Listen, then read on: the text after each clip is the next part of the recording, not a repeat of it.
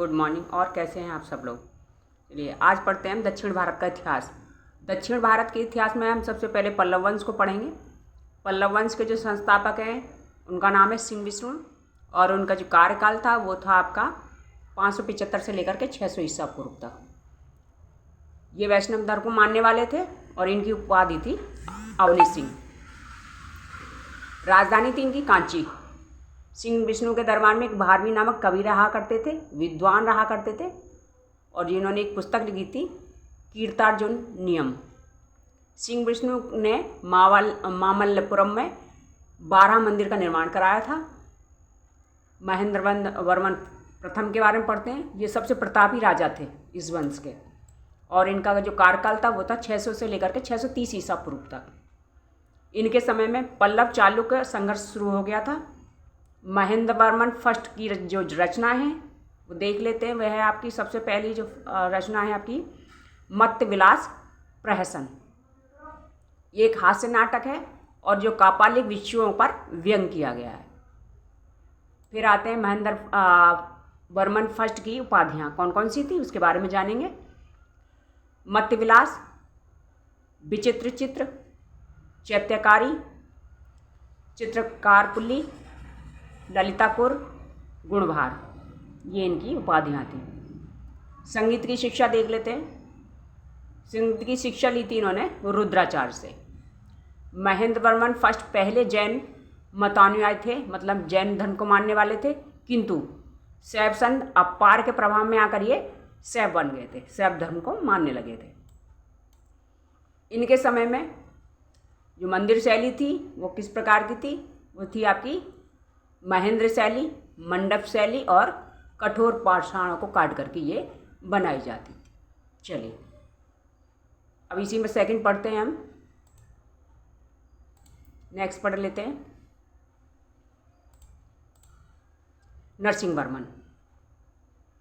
नरसिंह वर्मन जो हैं ये सबसे प्रतापी राजा बताए हैं, नरसिंह वर्मन प्रथम।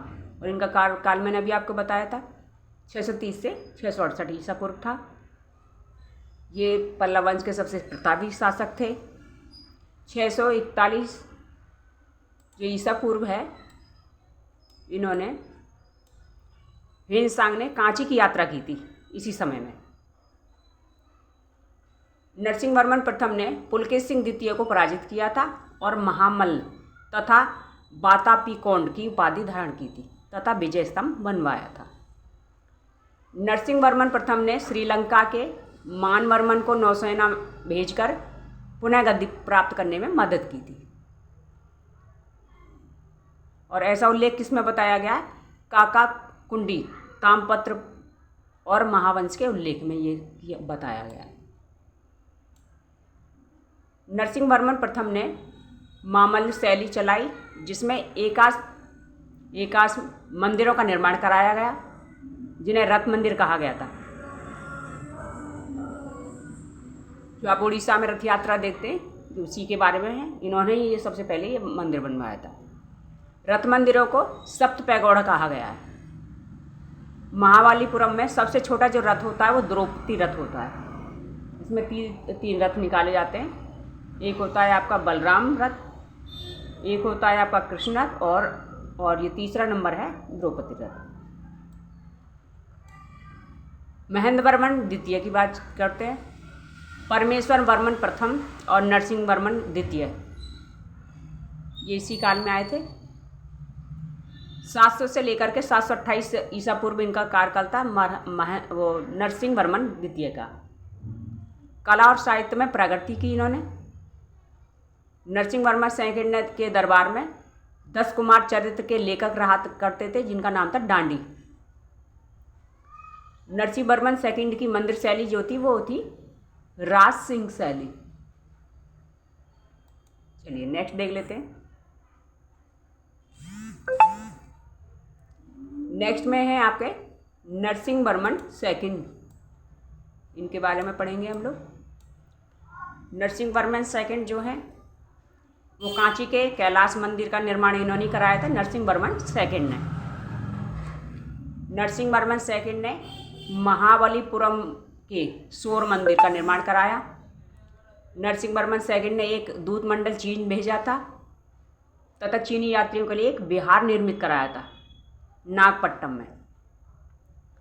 नरसिंहवर्मन सेकंड की कुछ उपाधियां हैं, जैसे राज सिंह, शंकर भक्त और आगम प्रिय। नंदीवर्मन द्वितीय, ये वैष्णव धर्म को मानने वाले थे। नंदीवर्मन सेकंड ने कांची में मुक्तेश्वर मंदिर और बैकुंठ में पेरुमल मंदिर का निर्माण कराया था। नंदीवर्मन थर्ड की सभा में एक तमिल कवि रहा करते थे, पेरुंद देवनार। इनकी जो रचना है वो है भारत वैष्णवा। पल्लव वंश का शासक दंतीवर्मन स्वयं को विष्णु का अवतारी मानता था, विष्णु का अवतारी कहता था अपने आप को। पल्लव वंश का अंतिम जो शासक था अपराजित वर्मन, और उनका कार्यकाल था 879 से लेकर के 897। अब आ जाते हैं आप चालुक्य वंश पे। चालुक्य वंश जो है आपका, चालुक्य वंश के जो संस्थापक हैं जयसिंह प्रथम हैं। अन्य प्रमुख शासक भी इसमें रहे हैं, जैसे कि पुलकेशिन प्रथम हैं, इन्होंने अश्वमेध यज्ञ कराया, वाजपेयी यज्ञ कराया, और कीर्तिवर्मन है। चलिए नेक्स्ट पढ़ते हैं आप पुलकेशिन द्वितीय के बारे में। तो चलिए हम पुलकेशिन द्वितीय के बारे में पढ़ लेते हैं। पुलकेशिन द्वितीय जो है, इन्होंने हर्षवर्धन को हराया था तथा परमेश्वर उपाधि धारण की थी, और इन्होंने एक अभिलेख भी लिखवाया था, इसका नाम था ऐहोल अभिलेख। विक्रमादित्य सेकंड, पल्लव शासक नंदीवर्मन सेकंड को इन्होंने हराया था। विक्रमादित्य कीर्तिवर्मन सेकंड दंती दुर्ग द्वारा हत्या कर राष्ट्रकूट वंश की इन्होंने स्थापना की थी। किसने? कीर्तिवर्मन ने। फिर आ जाते हैं आप चालुक्य वंश पे। चालुक्य वंश जो है उसको कल्याणी कहा करते थे। स्थापना हुई थी तैलप सेकंड ने की थी इसकी स्थापना, राष्ट्रकूट वंश के पतन के बाद। राजधानी थी इनकी मान्यखेत। प्रमुख शासक थे इसमें Tailapa second, Someshwara second, Vikramaditya six, fifth Jayasimha, Someshwara third, Someshwara first और तैलप थर्ड। मेरुतुंग रचित प्रबंध चिंतामणि के अनुसार तैलप सेकंड ने परमार शासक मुंज पर 6 बार आक्रमण किया था, किंतु पराजित हुआ। सोमेश्वर प्रथम ने राजधानी मान्यखेत से कल्याणी बनाई।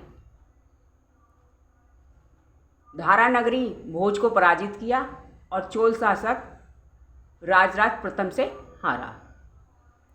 अब पढ़ेंगे चालुक्य वंश के बारे में। चालुक्य बेगी संस्थापक थे इसके विष्णुवर्धन। चलिए अब इसी में आ जाता है नेक्स्ट आपका राष्ट्रकूट वंश।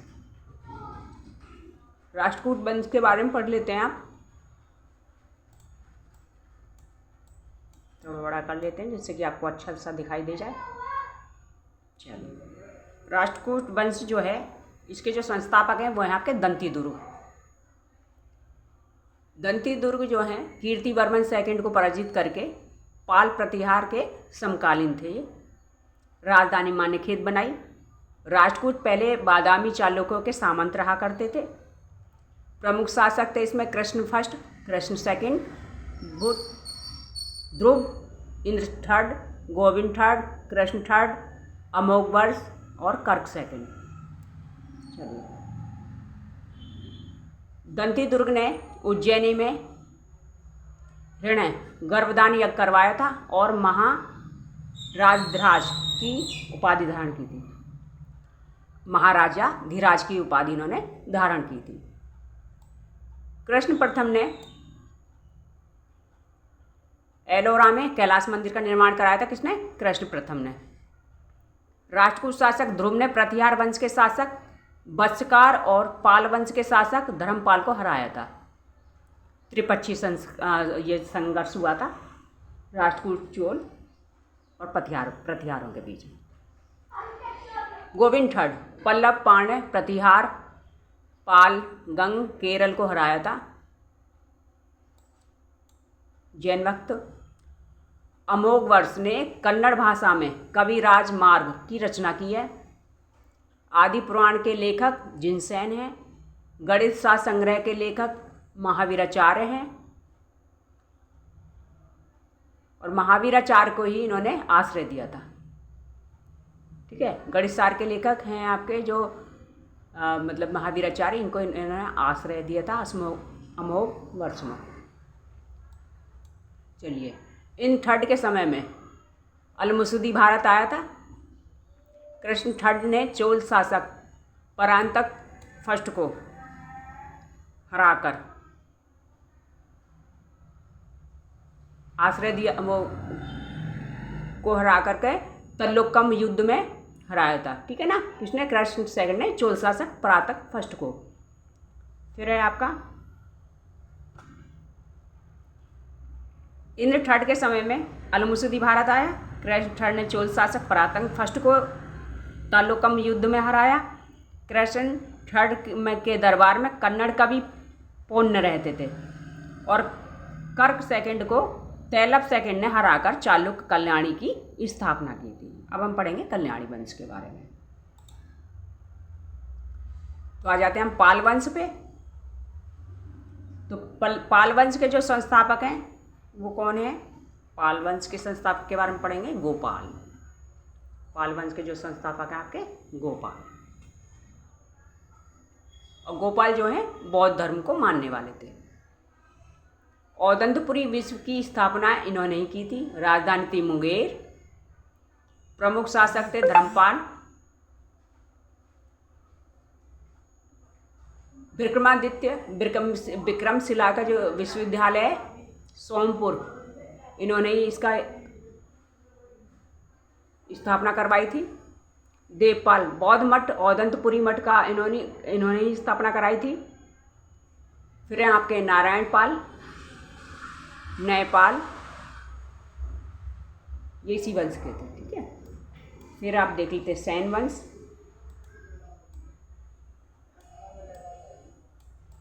अब हम पढ़ते हैं सैन वंश के बारे में।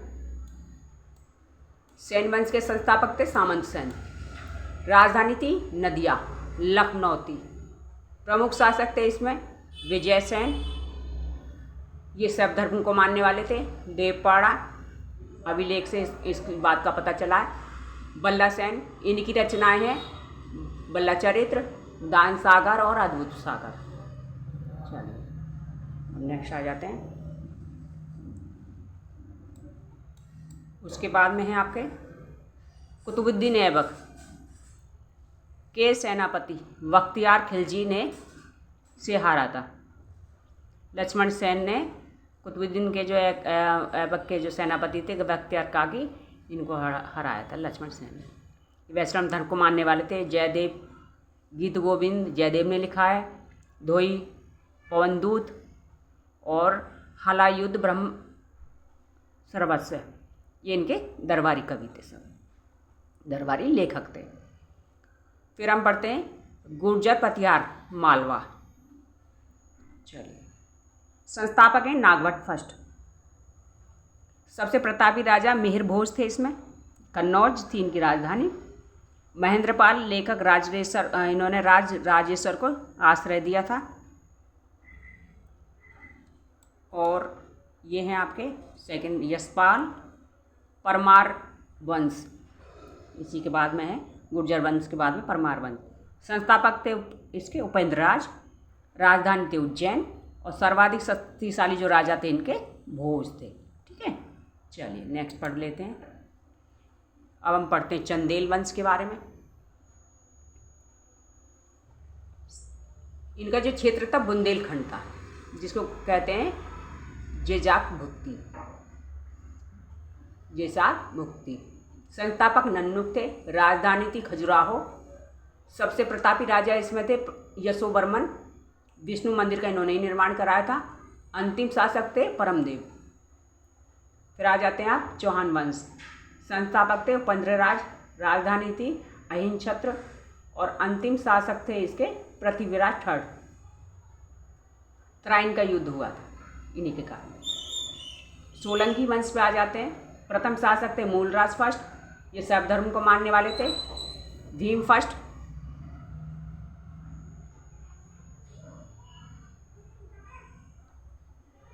सोलंकी वंश के बारे में पढ़ रहे थे। प्रमुख शासक थे मूलराज फर्स्ट, शैव धर्म को मानने वाले थे। फिर थे आपके भीम फर्स्ट और ये थे आपके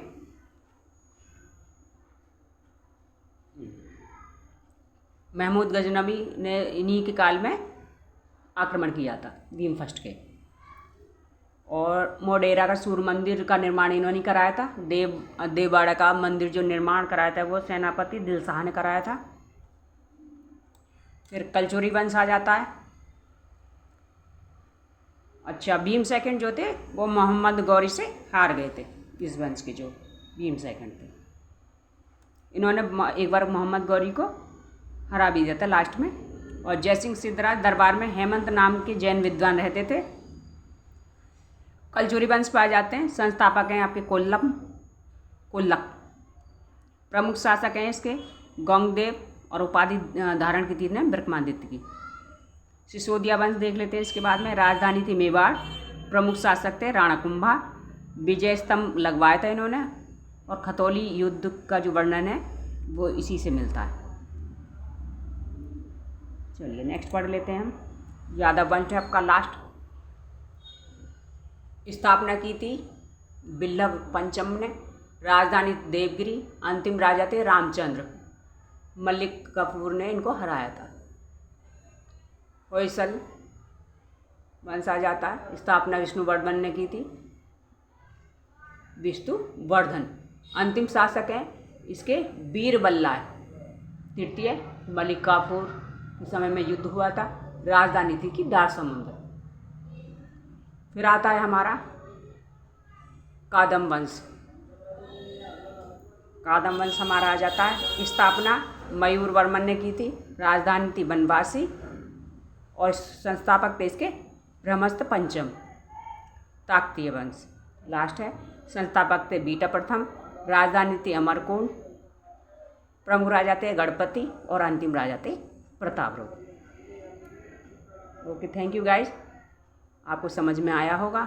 इसमें से आप पढ़िए और आपके क्वेश्चन पेपर में इसमें से कोई ना कोई क्वेश्चन अवश्य मिलेगी। Okay, thank you very much.